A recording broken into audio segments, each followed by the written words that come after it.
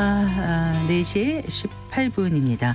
자, 한국판 나사라고 불리죠. 대한민국 우주항공청이 오늘 공식 출범했습니다. 지난해 4월 정부가 특별법을 발의한 지 약 13개월 그리고 올해 1월 국회 본회의에서 통과된 지 약 4개월 만인데요.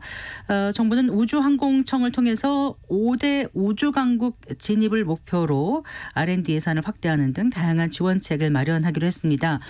2032년 달 착륙 목표를 넘어서 우주로 나아가기 위한 임무를 수립하겠다. 이런 포부를 밝혔는데요. 자, 우주항공청의 임무 또 앞으로의 과제에 대해서 얘기 나눠보겠습니다. 한국국가전략연구원 미사일센터장이신 장영근 전 한국항공대 교수 스튜디오에 모셨습니다. 반갑습니다. 네, 반갑습니다. 요즘 많이 바쁘셨죠? 늘 그렇습니다. 오늘도 정신없이 좀 바쁘셨을 것 같은데 이렇게 와주셔서 감사합니다. 오늘 또 아침에 오전에 또 북한이 인공위성을 쏘겠다고 발표를 했어요. 그래서 아마 오늘 내일 매우 가능성 있게 쏠 것 같습니다. 네, 군대 다녀온 남성분들은 좀 잘 아시는지 이게 남녀 꼭 구분을 해서 하는 게 아니라 가끔씩 좀 어려울 때가 있어요. 우리가 이제 나로호를 발사했고 그 다음에 또 누리호도 발사했고 또 인공위성은 또 이제 그게 인공위성인가 아니면 한국형 발사체는 뭔가 이게 다 다르게 표현을 하니까 좀 헛갈리는 분들이 많고 어떤 분들은 미사일하고 로켓은 또 무슨 차이야 이런 질문도 하시거든요. 너무 간단하고 쉬운 질문인데 좀 말씀을 해주신다면. 쉽게 말씀드리면 우리가 이제 항공기 엔진을 보통 제트 엔진이라고 그러는데요. 제트 엔진은 보통은 이제 산화제로 공기를 비행을 하니까 공기 중에 연소 그 산화제로 씁니다. 대신 이제 만일에 우주로 나갈 경우에는 우주에는 공기가 없지 않습니까? 그러니까 이제 산화제가 없기 때문에 보통은 이제 우주를 나갈 경우 우주는 보통 이제 고도 100km 이상 우주라고 그러는데 거기 나가면 이제 공기가 거의 없습니다. 그러니까 연소를 못 하죠. 그러니까 이제 거기를 갈 때는 로켓 연료와 산화제를 같이 쓰는 거죠. 그게 이제 로켓입니다. 그러니까 결국은 뭐냐면 일반적인 엔진은 보통 연료만 싣고 가는데 로켓은 우주를 비행을 하면서 연료와 산화제를 함께 같이 가지고 비행을 한다.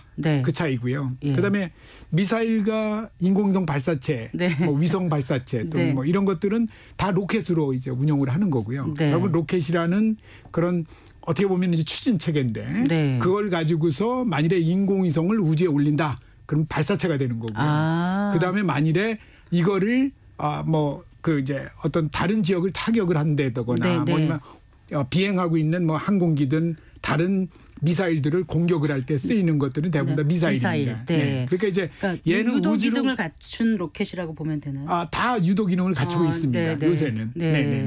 알겠습니다. 좀 정리가 안 되는 것 같습니다. 좀 어렵죠.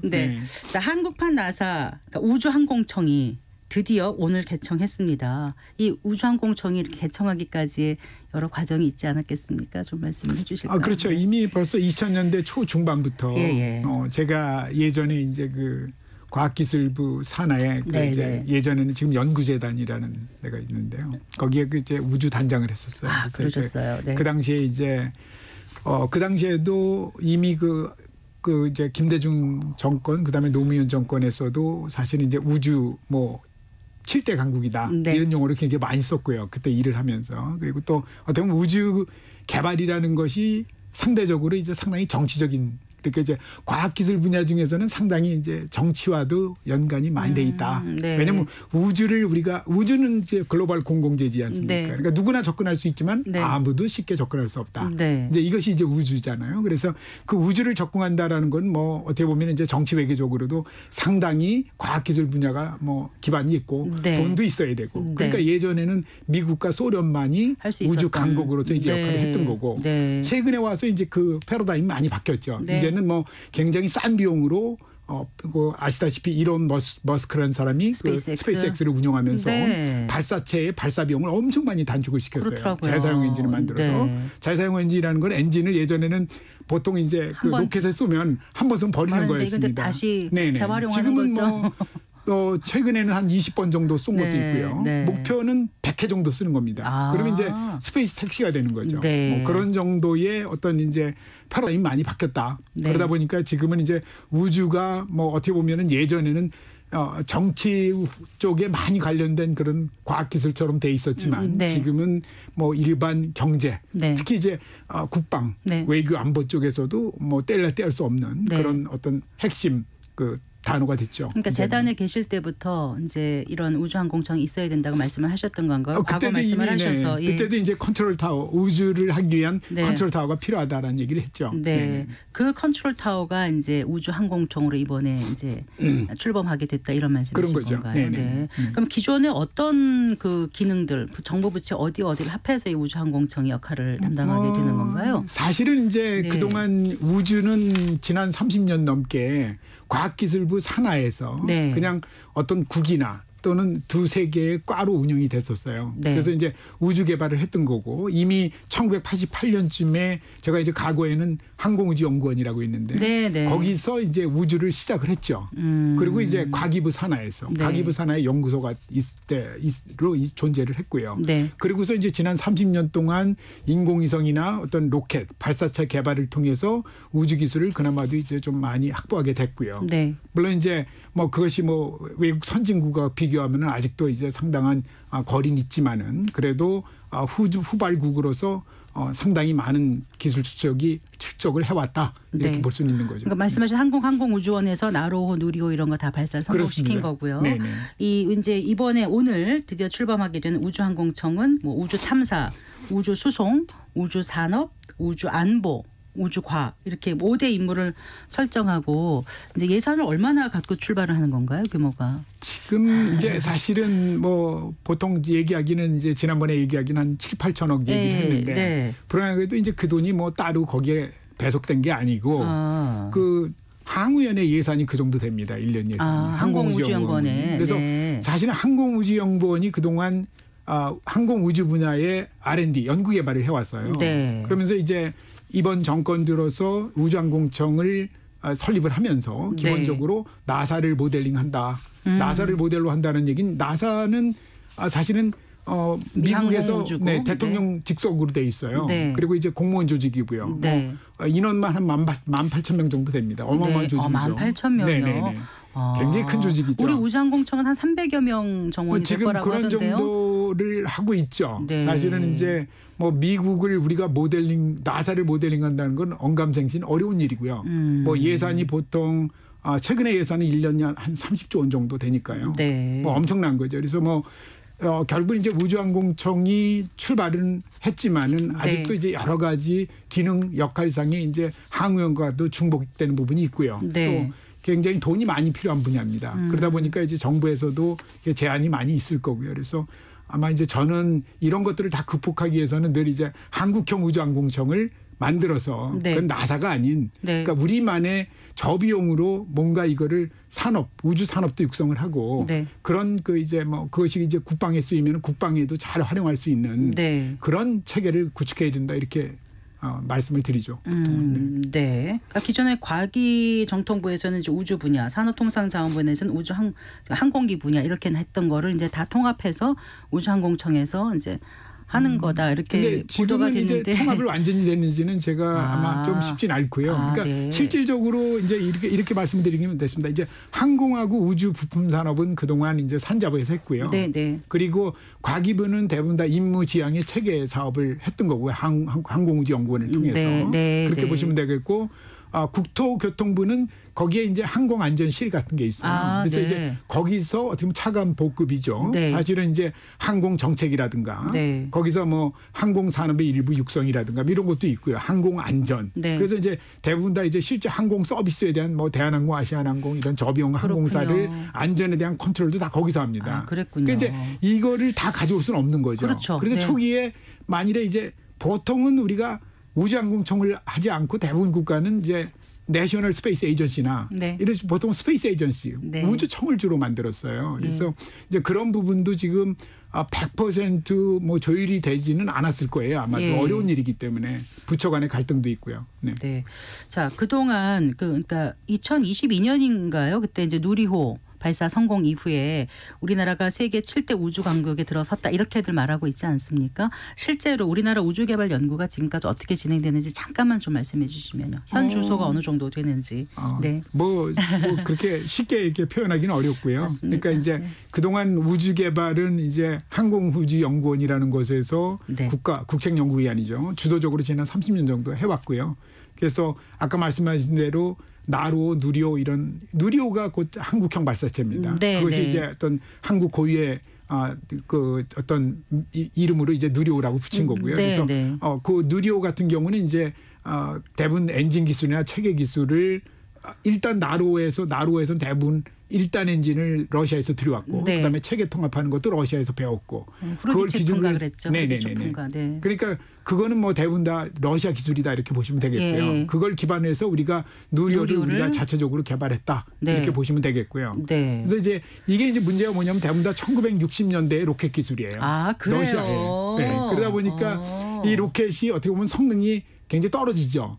그러다 보니까 이제 그렇겠네요. 지금은 이제 그걸 좀 업그레이드 하려고 노력을 좀 하고 있고요. 네. 그래서 뭐 연소 방식이 뭐 좀 어려운 용어인데 하여튼 뭐 다단 사이클 연소 방식이다. 뭐 이런 방식이 뭐 예전의 방식보다는 한 10% 성능이 증가되고 네. 그런 상황인데 우리는 아직 그거를 완전히 개발한 상태가 아니기 때문에 구식의 연소 방식을 이용해서 만들었던 거고요. 네. 또 한 가지는 뭐 지금 현재 이제 앞으로 뭐 중국도 그렇고 대부분 뉴스페이스 업체들은 대부분 다 어떤 방식으로 하면 아까 말씀드린 재사용 엔진을 한 번 쏘는 게 아니라 10번, 20번, 100번 이렇게 쏘겠다. 그래야 이제 택시처럼 우리 자동차 한 번 쓰고 버리는 게 아니잖아요. 그렇죠? 네. 계속 쓰기 때문에 저비용이 되는 거거든요. 그래서 이제 그런 부분에서 지금 노력을 해야 되는데 아직도 이제 우리가 그런 부분에서 갈 길이 좀 멀다. 이렇게 말씀. 네, 갈 길은 먼데 지금 이제 그 우주 이렇게 스페이스 참 표현이 어렵습니다만 이 이제 인공위성이라든가 항공 우주에 있어서 이제 가장 강국하면 아까 말씀하신 미국, 그다음에 러시아, 그다음에 어디죠? 프랑스. 대부분 지금은 이제 중국이 이미 일본, 러시아를 인도. 네네네. 그러니까 이제 보통은 우리가 이렇게 얘기합니다. 미국 이제 보통은 중국이 어떻게 보면 양대 우주 분야의 강국이고요. 네. 러시아는 그동안 예전에는 미소 이렇게 했지만 지금 많이 밀려 있는 상태라고 보시면 됩니다. 그래서 뭐 투자도 이렇게 많지 않고 중국은 거기에 비해서 상대적으로 많은 투자를 하고 기술적으로 굉장히 이제 업그레이드 돼 있죠 현재는. 네. 그리고 뭐 그 외에 이제 의외로 이제 기술이 발전한 나라들이 뭐 유럽에도 꽤 있습니다. 프랑스, 그다음에 독일, 그다음에 영국, 그다음에 뭐 이태리, 그다음에 스페인 이런 나라들도 뭐 규모가 좀 작아서 그렇지 대신 이제 이 유럽은 유로피언 스페이스 에이전시 ESA라고 그래서 이사라고 그래서 이제 유럽 우주국을 만들어서 통합적으로 운영을 하고 있죠. 네. 그러다 보니까 이제 그거를 한 나라로 치니까 우리나라가 이제 뭐 7번째다 10번째다 우리가 발사체를 발사하면 이제 이런 용어를 쓰는 거죠. 알겠습니다. 네. 말씀하셨습니다만 뉴스페이스 같은 경우가 지금 우주항공 그 산업의 핵심 이슈인 것 같아요. 그리고 뭐 또 뭐죠? 미래항공 모빌리티 그런 것도 관심을 갖고 있는 것 같고 그런데 우주 산업이 정말 미래의 그 먹거리다 이렇게 얘기하지 않습니까? 앞으로 2040년이면은 그 산업의 규모가 어마어마할 거라고 하던데요. 어느 정도로 지금 예상하고 있죠? 이제 사실은 우주 분야는 그런 장밋빛 꿈을 꾼 지가 한 30년도 넘습니다. 사실은 제가 이 분야를 한 30몇 년을 했는데요. 네. 근데 이제 우주 분야가 이렇게 될 것이다라고 꿈은 꿨지만은 사실은 현실은 그렇지 못했어요. 그래서 사실 우주 분야는 지난 뭐 1970년대부터 굉장히 뭐 이렇게 보면 통폐합을 많이 거쳤습니다. 그래서 지금도 이제 상당히 뭐 돈을 이렇게 발사체를 하면 예를 들면 돈을 본 기업이 별로 없었어요. 네. 그러니까 이제 그래서 이제 돈이 안 된다 그래서 일론 머스크가 스페이스X를 하면서 다들 그때 시작할 때 이상하다 그랬죠. 나중에 이제 어려울 거다. 근데 이제 그 일론 머스크가 하여튼 대단한 사람이에요. 일단은 본인이 뭐 예를 들어서 이런 분야를 전공한 것도 아닌데 그냥 이전에도 재사용 엔진을 써봤는데 많이 그것이 이제 효율이 떨어진 거죠. 옛날에도 썼지만. 근데 이 친구는 굉장히 아주 독특한 방법으로 재사용을 추진을 해서 지금은 이제 굉장히 단가를 많이 낮춰서 현재는 뭐 세계 인공위성의 약 80% 가까이를 팔콘 9이라는 발사체로 쏘니까 지금은 뭐 상당히 많이 돈을 벌고 있죠. 어쨌거나 우주 개발의 주체가 그동안의 정부나 공공의 영역이었던 거를 민간 기업 쪽으로 민간 기업 주도에 한 어떤 우주 산업화를 가능하게 했다는 그러니까 그렇죠. 이제 스페이스 X였던 그게 이제 소위 얘기해서 뉴스페이스 시대라는 게 그겁니다. 네. 그러니까 민간 주도로. 왜냐하면 돈이 돼야 민간이 투자라니까요. 그런데 우주항공청 청장 이분이 서울대 교수셨던 윤영빈 청장님이시잖아요. 네. 이분이 이제 우주 개발이 이제 민간 주도로 바뀌어야 한다. 그런 기업을 키우겠다. 이게 평소에 하시는 말씀이라면서요. 그럼 청장으로 오시면 앞으로 그런 쪽으로도 좀 포커싱을 많이 할까요? 뭐 이거는 뭐 누구나 다 우주한 사람들은 우리가 결국 이제 뉴스페이스라는 패러다임에 적응을 하기 위해서는 민간 주도로 가야 된다라는 건데 네. 사실은 거기에 여러 가지 문제가 있어요. 우리나라가. 어떡해요? 뭐냐면 이제 제가 이게 그 표현을 뭐냐면 뉴스페이스를 하기 위한 생태계가 있어야 되는데 그 생태계가 없다는 거예요. 그게 뭐냐면은 미국 같은 나라는 사실은 세계적으로 뉴스페이스를 가장 앞에서 이끌고 있는 나라고요. 네. 뭐 그만큼 이제 엄청나죠. 그러니까 나사의 인력이 18,000이라는 의미가 네. 그 사람들이 뭐 은퇴하거나 나오면 다 이제 그런 조그만 산업체도 만들고 뭐 다른 연구소에도 가고 이렇게 일을 하지 않습니까? 네, 네. 그러다 보니까 그런 인프라가 굉장히 뛰어난 거죠. 그리고 또 이제 돈도 투자하는 사람들이 많고 그리고 뭐 나사에서 투자하지만 대부분 다 민간도 그런 미래를 믿고 여러 가지 기반 기술이 있다 보니까. 네, 근데 네. 이제 우리가 산업화하려면은 이건 기반 기술이 있고 네. 그다음에 경험이 많은 인력이 필요해야 되는데 네. 실제로 우리가 그런 인력들이 민간 기업에는 그렇게 없어요. 그러다 보니까 이제 그런 네. 것이 상당히 문제가 있다. 그리고 또 과연 우리나라에서 민간이 투자할 정도로 네. 그 정도로 우리가 이게 충분히 밸류업을 하냐 이런 거 네. 많이 따지지 않습니까? 네. 내가 투자를 하더라도. 투자해서 이윤을 거둘 수 있어야지 하죠. 네. 네네. 그러니까 이제 그거에 대해서 상당히 이제 주저주저할 수밖에 없는 거고요. 네. 그게 이제 제가 말씀드리는 이런 여러 가지 뭐 법적 제도적인 걸 포함해서 그래서 네. 사실 이제 우주항공청이 생기면서 제일 먼저 해야 될 것이 이제 만일에 산업 쪽에서만 보면 뉴스페이스 산업을 일구기 위해서는 이러한 생태계를 조직하는데 올인을 해야 된다. 네. 그래서 이제 뭐 예를 들면 이 첨단 기술을 기술 혁신을 하려면 원래 기반 기술이 있어야지. 네. 아무 기술이 없는데 무슨 혁신을 합니까? 네.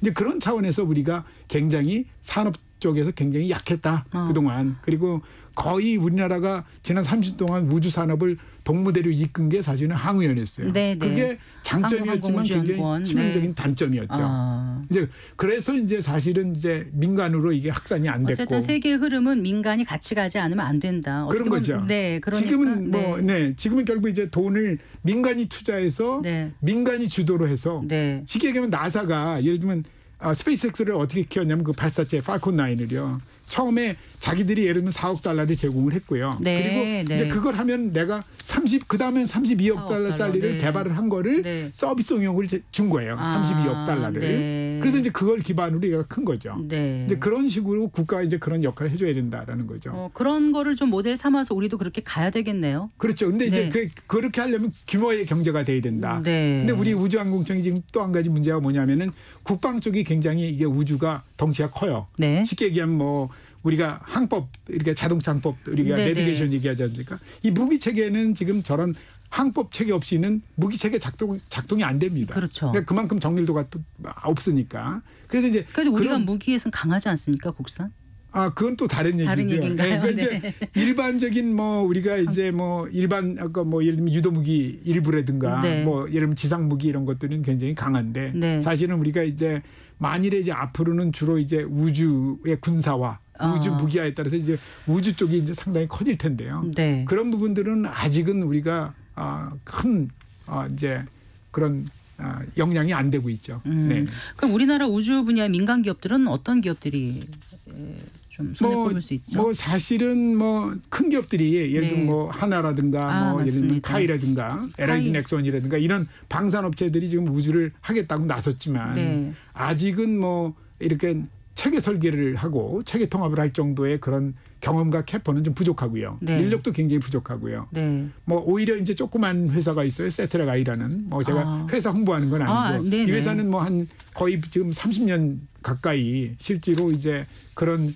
소형 위성들을 실제 설계 개발을 하고 오히려 체계 통합을 해봤기 때문에 이제 그런 면에서 상당히 유리하죠. 네. 그렇지만 이제 어쨌든 우리가 경제적인 측면에서 보면 이제 대기업들이 그런 역할을 해주면 더 좋은데 아직은 이제 그런 부분에서 상당히 부족하다. 네. 좀 갈 길이 멀다. 이제 이렇게 민간의 역할이 얼마나 중요한지 말씀 통해서 이제 알게 됐지만 어쨌든 큰 역할 뭔가 끌어가는 건 또 정부가 좀 잘 지원도 해주고 그래야 되지 않나 싶은데 그렇죠. 어떤 역할을 좀 주문을 해주시겠어요? 뭐 우선 아까 네. 말씀드린 대로 일단 법적 제도적인 그런 지원도 해야겠지만 예를 들면은 이제 결국 민간이 투자를 안 하면 정부가 먼저 투자를 해서 산업을 끌고 가야 되는데 네. 정부가 이제 돈이 부족하면 그것도 못 하는 거죠. 네. 아까 말씀드린 대로 예를 들면 예전에는 낫에서 직접 발사체를 개발을 했어요. 네. 인공위성도 직접 자기들이 설계 개발을 했는데 지금은 다 이제 어떻게 보면 자기들이 활용하는 것만 용역을 줘서 오히려 민간한테 사는 거죠. 네. 그리고 이제 그 능력이 될 때까지 지원을 해줬던 거고요. 네. 이제 그런 부분이 정부에서 지원을 해줘야 된다. 그러니까 민간 투자가 초기에는 어렵다. 왜냐하면 이게 돈이 된다라고 생각을 안 하고 있거든요. 네. 국내에서도. 그러다 보니까 그런 부분을 이제 정부가 투자를 해줘야 되는데 얼만큼 투자할 수 있는 좀 의문이고요. 네. 네. 교수님이셨잖아요. 수십 년간 연구를 하셨고 그 분야에 뛰어들 때는 원대한 꿈을 갖고 계셨을 거거든요. 아무도 우주를 이렇게 현실감 있게 생각하지 않을 때 꿈을 그리고 구체화시켰기 때문에 그런 공부를 시작하지 않으셨을까 싶은데 일반인들은 우주하면 너무 막연하거든요. 왜 우주 산업이 중요한지 왜 항공우주청 발족한 출범한 항공우주청이 중요한지 끝으로 한 말씀 더 해주신다면요. 뭐 어떻게 보면 이제 무한한 뭐 자원이든 네. 무한한 그 가능성이 있는 곳이 우주입니다. 네. 그래서 아까 말씀드린 대로 우리가 우주를 글로벌 공공재라고 하고 있고요. 그러니까 누구나 접근할 수 있는데 접근이 쉽지 않은 거죠. 그러니까 이제 우리가 뭐 보통 이제 산업적 측면이나 또는 국방, 안보 측면 또는 외교 측면 이 모든 면에서 우주는 굉장히 중요한 공공재다. 근데 우리가 아무것도 안 할 수는 없잖아요. 네. 그건 왜냐하면 나중에 다른 나라들이 선진국들이 다 차지하고 나면 우리 자리는 없을 테니까. 네. 그러다 보니까 이제 그런 면에서 우리가 우주를 이제 빨리 이제 그 우리도 선진국처럼 접근할 수 있는 그런 능력을 가져야겠다. 네. 그리고 이제 거기에 그거에 따른 투자도 그만큼 필요하다. 네. 이게 뭐 제가 말씀드리고 싶은 겁니다. 알겠습니다. 네. 다음 기회에 다시 한번 모시고 좀 더 자세한 얘기 여쭤보겠습니다. 네, 잘 들었습니다. 감사합니다. 감사합니다. 네. 네.